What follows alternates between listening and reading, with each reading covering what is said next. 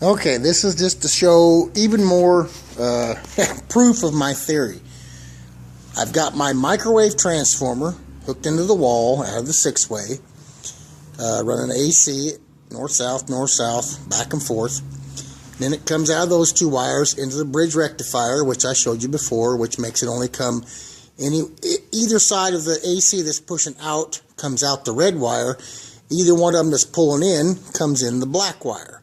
So in other words, I've took the AC from the transformer secondary coil, bridge rectified it into this coil. I've made a coil of wire. This wire is actually the same size as the coil I've made my secondary coil on my microwave transformer. But I've made a one winding all the way around this little piece of PVC pipe. So in other words, I've got a DC current coming out of the rectifier, out the red wire. Either one of the ACs that's pushing out comes out the red into this end of the coil, which is the south because it's coming in, goes through the coil, wraps around, and pops out the black back into the transformer. So I explained all that earlier how the AC out of a transformer, the bridge rectifier, turns it into DC. So this is a DC coil. This coil is running DC only, one way. In the red, out the black. South input, north output. So I wanted to show this, how I've got it set up. Then I'm going to show you how my magnets interact with that.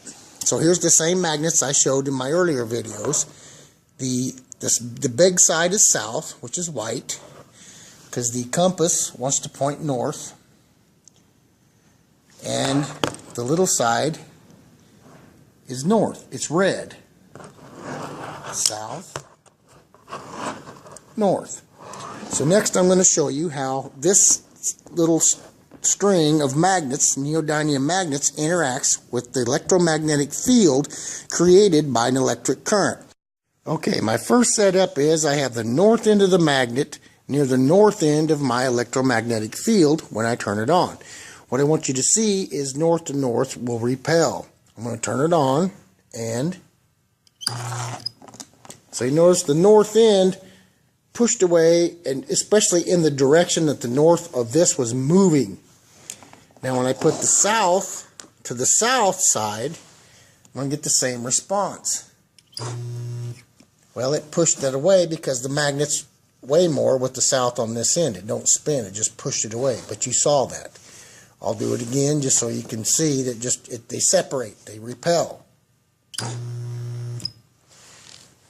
And I'm going to do the reverse, and it's hard for this to drag it in because the magnets are so heavy.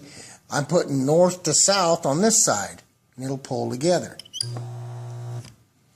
And when I put south to north on this side, it'll pull together. So that's the whole point. If you notice that, the magnets automatically accelerate gravity.